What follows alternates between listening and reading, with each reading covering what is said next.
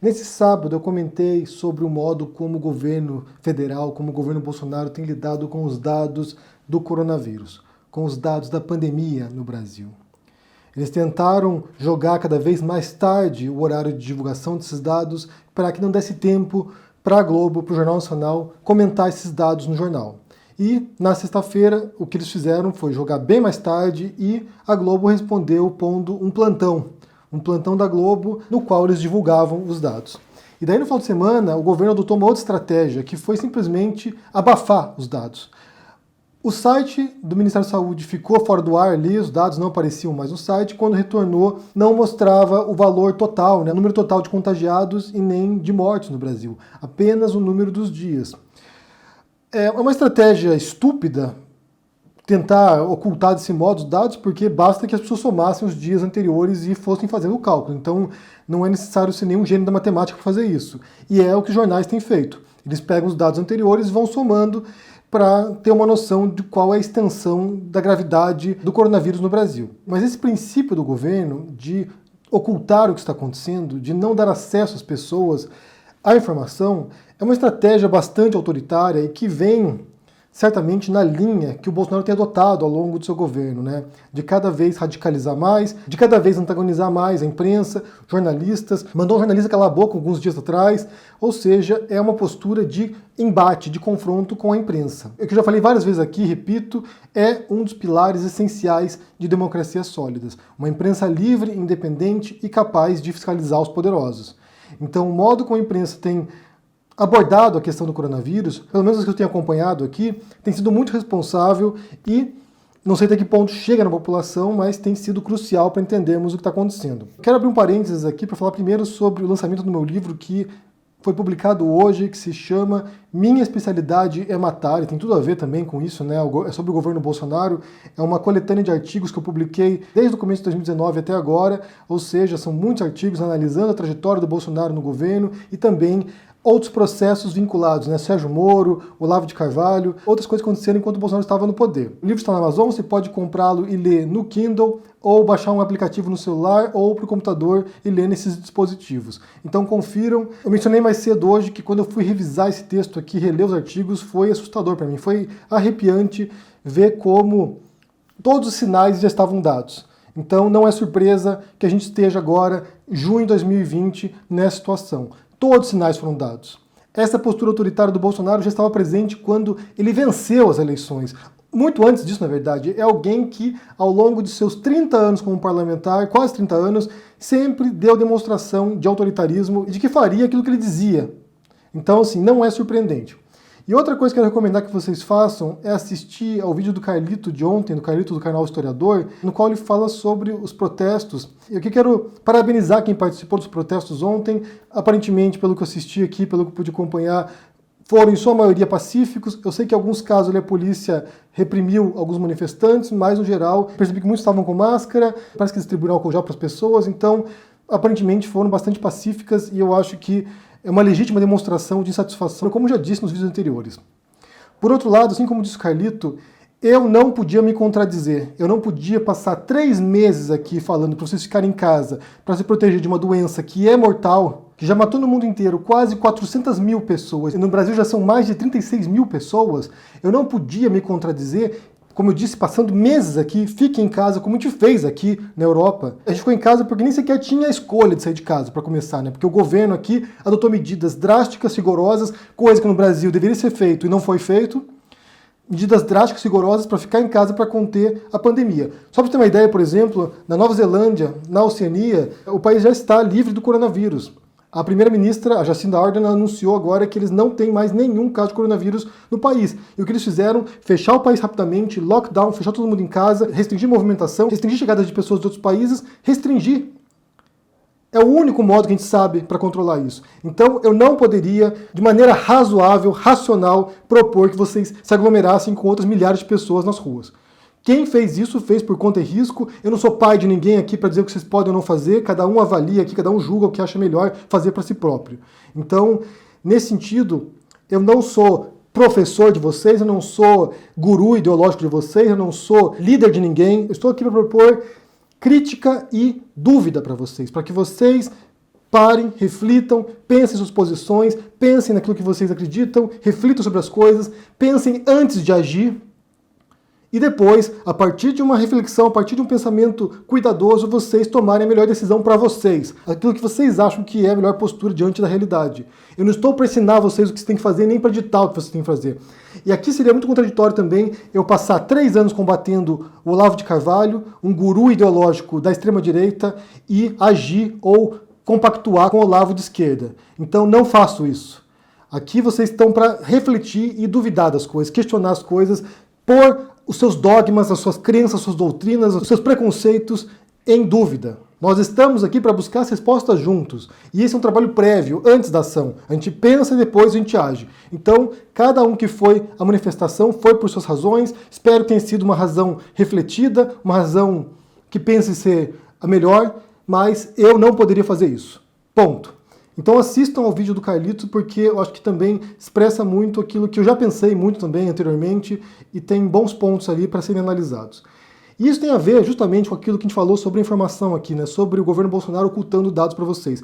Porque ao ocultar a informação de vocês, ao dar informações parciais para vocês, o que o governo faz é vetar a possibilidade de você fazer um julgamento correto sobre a realidade. E esse é o ponto crucial também daquilo que a gente faz aqui, é fornecer os dados. Aqui está a informação, aqui estão os dados, aqui está a realidade, aqui está aquilo que a gente sabe. A partir disso, como é que a gente procede? O que a gente faz a partir disso? Não faz nada? Faz alguma coisa? É esse o trabalho da reflexão. É você analisar o que você possui de informações e, a partir disso, extrair conclusões. Ou prosseguir investigando. Porque nem sempre você é obrigado a ter uma resposta também. Você pode extrair uma resposta e ela ser ruim, ser incorreta. E você é obrigado a voltar lá à mesa de trabalho e buscar novas soluções. Então, quando o governo oculta a informação das pessoas, dos brasileiros, ele leva os brasileiros ao erro. Porque aí você não tem o dado completo, você não tem a dimensão do que se passa. Quando você recebe uma informação de que houve 1000 mortes no dia, e você não tem a noção de que já foram 36 mil mortos antes, talvez você pense que vale a pena se arriscar. Bem, não vai dar nada. Não vai dar nada, eu vou pra rua, não vai dar nada. Eu vou lá viver minha vida normalmente, vou lá fazer festinha com meus amigos, vou lá em aglomeração e não dá nada. O problema é que sim, tem um grande risco. A gente sabe disso. Tanto que a preocupação agora, em muitos países que estão reabrindo nesse momento, e você já tem visto aglomeração também, por exemplo, não é apenas o Brasil que teve manifestações, mas no mundo inteiro a gente tem visto, nos Estados Unidos, por exemplo, as manifestações por causa da morte do George Floyd, Black Lives Matter, muita gente se reunindo para protestar, mas na Europa também tem corrido grandes manifestações. Eu vi uma cena de Berlim, por exemplo, que eu não acreditei, porque era muita gente. Então, isso gera preocupação em muitos países, não apenas manifestações, mas qualquer tipo de convivência que possa haver posteriormente à reabertura, é que você vá ou contaminar outras pessoas ou contrair a doença das pessoas. Então, não ter esses dados, de fato, atrapalha bastante a compreensão do cenário e o trabalho de quem lida na linha de frente do coronavírus. Os médicos, enfermeiros, profissionais de saúde, pessoas que estão lá nos hospitais agora lidando com essa pandemia. E como eu falei no começo, essa estratégia de ocultar a informação, ela é típica de governos autoritários, ela é típica de ditadores, ela é típica de governos repressivos. Por exemplo, um argumento que a gente ouve muito recorrente sobre a ditadura militar no Brasil, de que não havia corrupção. Isso é uma mentira enorme, tremenda. Na verdade, havia corrupção. A diferença é que não havia mecanismos de transparência para que as pessoas, a população, soubesse disso. Outro argumento é que não havia criminalidade, que era muito mais baixo do que era depois da redemocratização. Isso também é uma bobagem. Se você lê, por exemplo, autores como Rubem Fonseca, que faleceu recentemente, você vê que havia altíssimos índices de violência também. Talvez não fosse equivalente de hoje, porque a população é muito maior do que era nos anos 70, mas também era um país violento. Também havia brutalidade policial. Ou seja, a diferença é que não havia transparência. Certas informações ficavam na esfera apenas de quem estava no poder, não chegava nas pessoas. A imprensa era censurada. As notícias passavam por censores. Então muita coisa, muito do imaginário que se compõe sobre ditaduras pelo mundo, de que são mais seguras, de que são menos corruptas, é uma tremenda bobagem. Na verdade, é ocultar esses dados. A gente nem sequer sabe como são as coisas reais porque isso não vem a público. E é óbvio que isso distorce a percepção das pessoas em tempo real, né? A gente agora, olhando esses dados, não tem a dimensão, mas também distorce a percepção histórica. No futuro, quando as pessoas vão observar se esses documentos, esses arquivos não são abertos para as pessoas, a gente não sabe o que acontecia. O que eu li agora é que vários jornais eles vão colaborar agora, eles vão trabalhar em conjunto para monitorar esses dados e, conjuntamente, apresentá-los ao público. Então, mais uma vez, a gente vê o papel agora da imprensa. Como a imprensa ela serve como esse freio, né? Esse freio do autoritarismo, como eles estão agora fiscalizando, embora muitos jornais tenham contribuído para esse cenário em algum momento, mas nesse instante em particular eles estão tentando frear o Bolsonaro. Talvez seja tarde demais, talvez já tenha passado o período para fazer isso, mas realmente muitos jornalistas estão atuando agora de maneira combativa até para expor os desmandos do Bolsonaro. E vale mencionar também que quando o governo Bolsonaro vai e oculta essa informação, houve um repúdio mundial também. Foi um dos poucos países do mundo, os outros eram ditaduras, um dos poucos países do mundo a fazer isso. E aqui, mais uma vez, você vê com quem o Bolsonaro se alinha. Por exemplo, quando o Bolsonaro adotou a postura de não combater a pandemia. Foi o que ele fez, né? Ah não, uma gripezinha, é um resfriadinho, vão lá trabalhar, vão lá fazer suas coisas e em algum ponto todo mundo vai se contaminar e é isso. Quando ele adotou essa postura, ele foi um dos 4 países do mundo, os outros 3 eram ditaduras também, um dos 4 países do mundo que fez isso, que adotou essa postura. Agora, quando ele vai oculta os dados, ele é um dos pouquíssimos países também do mundo, os outros são ditaduras também, que vai e faz isso. Então, é claramente uma expressão de como o Bolsonaro quer governar. Que tipo de proposta política ele tem para o Brasil. E mais uma vez, vale mencionar que ele nunca ocultou isso, ele nunca escondeu isso.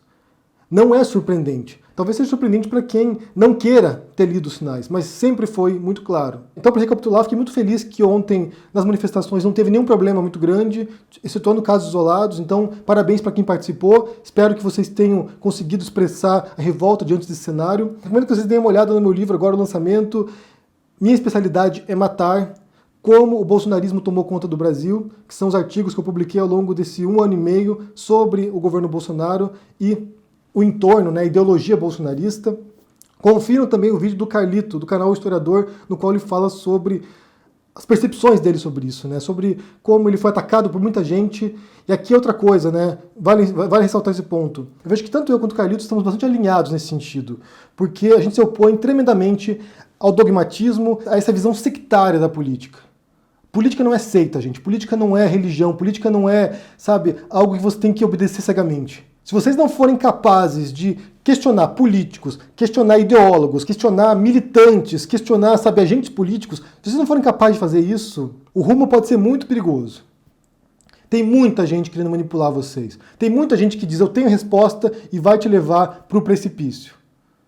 Aprendam com a lição do Olavo de Carvalho. É isso, gente. O Olavo de Carvalho foi alguém que envolveu as pessoas numa seita política, fez isso durante muito tempo, 20 anos quase fazendo isso, e chega nesse momento. Tem muito candidato ao Olavo de Carvalho por aí, então fiquem de olho aberto. Então eu quero saber o que vocês pensam sobre isso, se vocês foram nas manifestações ontem ou não, por quê, o que vocês viram, e também sobre essa ocultação de informação agora do governo Bolsonaro, tentando sufocar a pandemia no Brasil, tentando apagar os rastros da pandemia para que as pessoas voltem ao trabalho, para que, sabe, como se nada estivesse acontecendo. Finge que não tem nada acontecendo, continue circulando por aí. Como vocês têm observado o papel da imprensa em relação a isso? Deixa aqui seu comentário, deixa o joinha, assine o canal, ajude no Apoia-se, a gente se vê por aí. Abraço e até mais. Tchau!